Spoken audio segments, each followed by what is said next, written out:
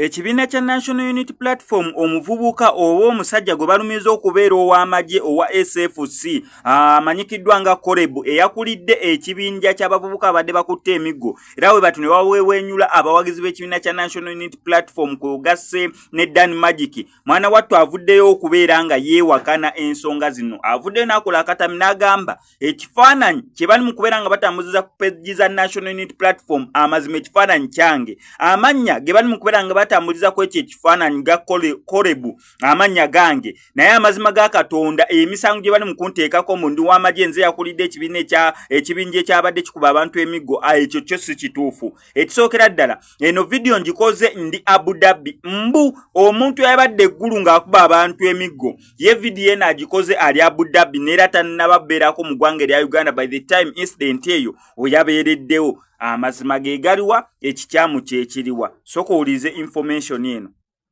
bategeeza ebyo bitambula sibimanyiiko musaba obuyambi ku poliisi nange nsaba obuyambi ku poliisi amannya nze Korebu Kankiroho gwe mutaddeko Lieutenant oba Lieutenant Korebu Kankiroho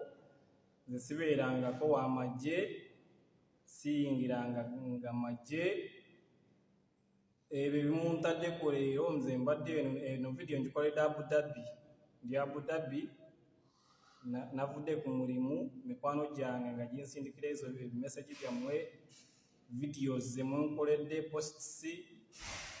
eyo gundi ekyo kifaananyi kyolabaawo kye kifaananyi kyange n'amanya gange seegaana bumanya gange ekifaananyi kyange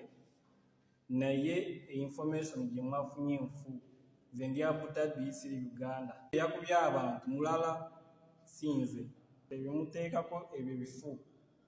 bwe mutyo mwe muta abantu kati nange mpaabira bannuuku abapostinze ebifaananyi byange erinnya lyange abataddeyo bansiiza ekifaananyi ekibi njagala bategeeza ebyo bitambula sibimanyiiko musaba obuyambi ku poliisi nange nsaba obuyambi ku poliisi enyambe n'abansingako banyambe simanyi eno vidiyo egenda batuuka sibimanyi naye nga